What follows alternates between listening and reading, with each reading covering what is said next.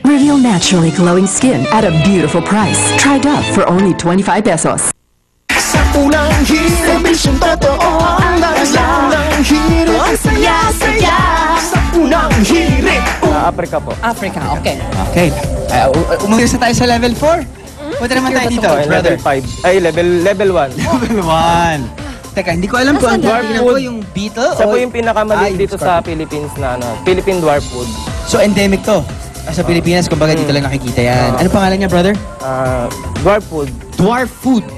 Ang So, adult pag niya yung nakagat- pinaka-adult niya 1 inches lang to 1.5 inches. Maliit, but small Adult but na to. terrible. Adult na siya. Pero ito, pag nakagat ang tayo dahil level 1, ano pwede mangyari? Hindi po siya nang-sting eh, kahit anong gawin mo. Kahit ganito? Kahit ganito? Oo, kahit yung gawin mo. Kahit Sige nga. All bark lang siya, all bark. No bite. Okay, punta naman tayo dito sa... Oh my God, ito na to. Ito yung level 5, yung yellow pattail. Alam mo, feeling ko galit na galit siya dahil, excuse me, level 1, may aquarium. I know. Ako, Tupperware or whatever, may Naubusan mo plastic, ng ano? Plastic case.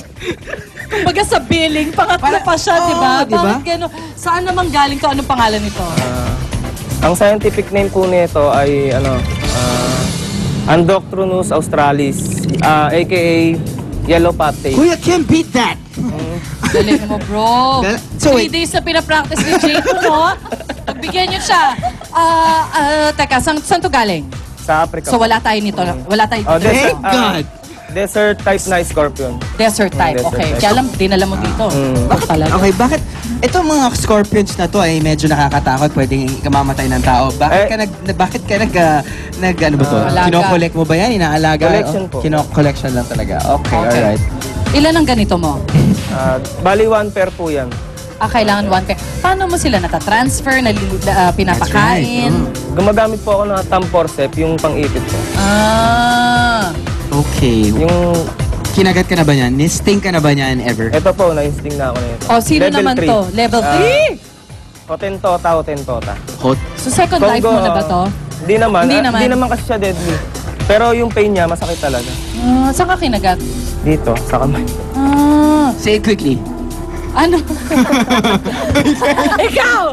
Si French! Una tayo. Yung classic scorpion, pag sinabi mo scorpion, ganito yung itsura na na-imagine ko, yung ganito. Common ba to? Saan ba to galing? Sa Africa rin po. Africa din. Parang kawawa Forest naman sila naman sa po. Africa. May forest, may desert scorpion. Wala silang kawala. Last. One. Ito po yung yung bark scorpion, yung Rhopalurus genseus. Okay. Anong level to? Level 3 lang rin po. Hindi rin po siya nakakamatay. Alright. So, pag level 5, yun lang nakakamatay. Tsaka level 4. Yung sa level 4 po, may chance kang mabuhay. Depende po kung kakayanin yung venom. Itong kumagat sa'yo, level 4, di ba? Level 3 po. Level 3. Kaya buhay ka pa!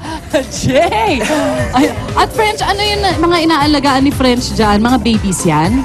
5 instar na po yan, di na po yan baby. Bali, 2 molt po, adult na. Kasi maliit lang po yung type na scorpion.